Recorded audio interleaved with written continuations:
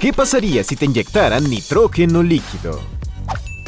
La respuesta es bastante alarmante. El nitrógeno líquido, con su temperatura extremadamente baja de menos 196 grados Celsius, puede causar quemaduras graves en la piel y en el sistema respiratorio. Al entrar en contacto con los tejidos vivos, puede congelar y destruir células y tejidos, lo que resulta en daños irreversibles. Además, la rápida evaporación del nitrógeno líquido puede generar una acumulación de gas y causar una explosión en los tejidos circundantes. En resumen, te puede hacer bastante daño, pero en serio, mucho daño. ¿Por qué la ropa y camión de bomberos son rojos? Esta elección de color tiene una fascinante historia y razones prácticas. En primer lugar, el rojo es un color altamente visible, lo que ayuda a que los camiones y los bomberos sean notados en situaciones de emergencia. Además, este color tiene raíces históricas, ya que los antiguos establos de bomberos solían ser rojos. Por último, el rojo simboliza el coraje y la valentía, cualidades esenciales en la profesión de los bomberos. Así que la próxima vez que veas a un camión rojo brillante, sabrás por qué se eligió ese color. Si no se cortara el cordón umbilical, ¿qué le ocurriría al recién nacido? Si no se cortara el cordón umbilical, al recién nacido le faltaría oxígeno y nutrientes importantes para sobrevivir. Esto se debe a que, aunque al principio el cordón umbilical suministra estos elementos, a medida que el bebé comienza a respirar por sí mismo, la placenta deja de funcionar gradualmente. Por esto, es necesario cortar el cordón umbilical para asegurar que el bebé pueda respirar y alimentarse de forma independiente y recibir todo lo que necesita para crecer sano y fuerte. ¿Qué objeto natural es mejor que cualquier réplica hecha por el hombre? Existen varios. De hecho, el ser humano le falta bastante para superar los límites impuestos por la naturaleza en ciertos puntos. Por nombrar uno, tenemos la Gran Barrera de Coral, un enorme arrecife en donde coexisten miles de especies marinas. A pesar de que se ha podido replicar esta estructura a menor escala, no se ha tenido éxito cuando se requiere implementar en aguas abiertas. La complejidad y la biodiversidad que la origina la hacen un objeto natural mejor que cualquier réplica hecha por el hombre, al menos hasta ahora. ¿Cómo transportan los ácidos más potentes sin que estos dañen el contenedor?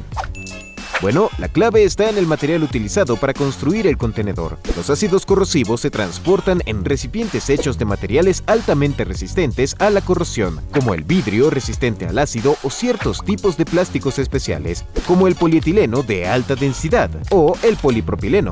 Estos materiales son capaces de soportar la agresividad de los ácidos más fuertes sin sufrir daño. Además, los contenedores se diseñan con sellos herméticos y sistemas de seguridad adicionales para minimizar los riesgos. Si el moho descompone los alimentos, ¿quién descompone el moho? ¿Otros hongos o él mismo? El moho, al ser un hongo, no se descompone a sí mismo. Sin embargo, existen otros hongos y microorganismos que pueden competir con el moho y contribuir a su descomposición. Estos organismos, conocidos como detritivoros, se alimentan de materia orgánica muerta, incluyendo el moho. Algunos ejemplos son bacterias, ácaros e insectos como larvas de moscas. A través de este proceso de descomposición, se reciclan los nutrientes y se mantiene el equilibrio en los ecosistemas. Así que los detritivoros son los encargados de descomponer el moho. ¿Por qué la Coca-Cola es tan deliciosa? La deliciosa y distintiva combinación de sabores de la Coca-Cola es el resultado de una cuidadosa formulación. La receta de Coca-Cola incluye una mezcla de ingredientes secretos como extractos de plantas, aromas naturales y edulcorantes que se combinan en porciones precisas para crear su sabor tan único. Además, el equilibrio entre dulzura, acidez y efervescencia contribuyen a su irresistible sabor refrescante. La empresa también realiza investigaciones y pruebas rigurosas para asegurar la calidad y el sabor consistentes de cada botella. Básicamente, esta bebida está diseñada para justamente eso, para ser tan deliciosa que puede causar adicción en ciertas personas. ¿Cuánto gana un astrónomo de la NASA? El salario de un astrónomo de la NASA puede variar según su experiencia, educación, posición y responsabilidades. En general, pueden esperar recibir un pago competitivo y beneficios acorde a su experiencia y conocimientos especializados. Los sueldos pueden oscilar entre los $60,000 y más de $150,000 al año. Es importante tener en cuenta que estos números son aproximados y están sujetos a cambios. ¿Cómo se crea el gas metano en las vacas?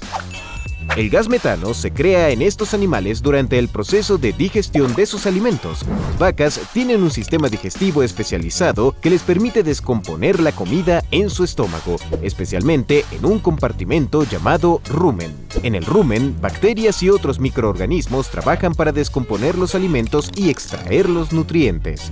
Durante este proceso se produce una fermentación en la que se liberan diferentes gases, incluido el metano. Este se forma cuando las bacterias descomponen la fibra y los carbohidratos presentes en los alimentos. Luego, el metano se libera a través de la boca de la vaca en forma de eructos o de gases. ¿Cómo afectaría la desaparición de todos los insectos a los seres humanos?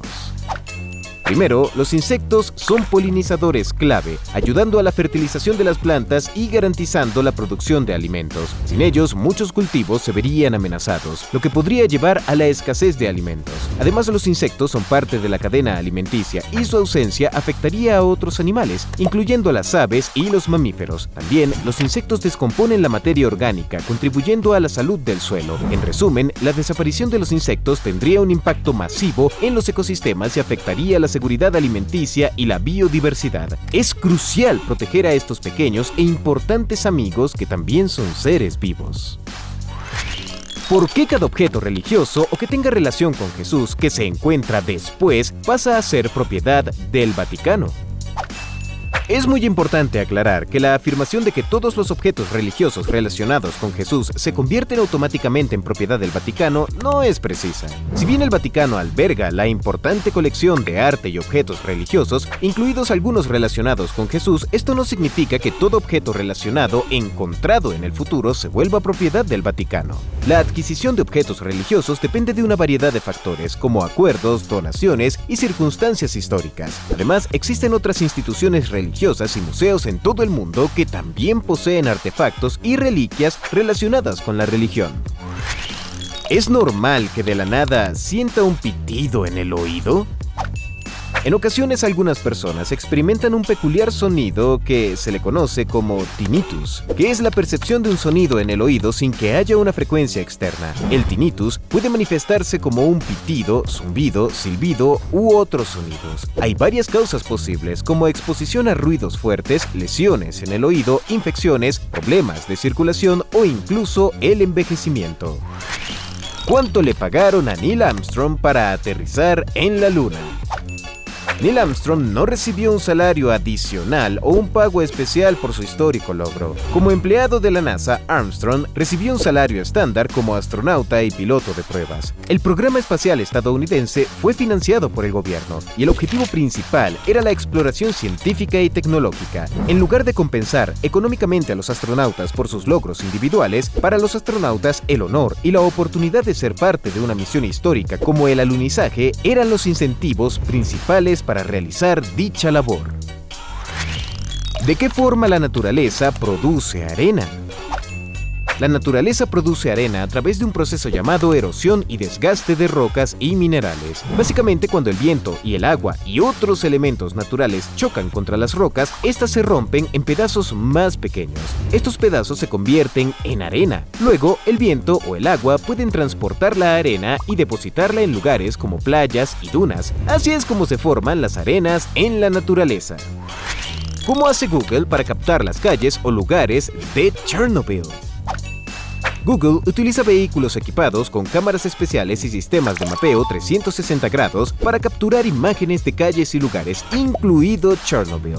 Sin embargo, debido a las restricciones y limitaciones de acceso en áreas sensibles, la captura de imágenes puede ser más complicada. Aunque es posible que algunas áreas de Chernobyl no estén disponibles en Google Street View, debido a las restricciones, la empresa continúa trabajando para ofrecer una experiencia de exploración virtual lo más completa posible para todo el mundo.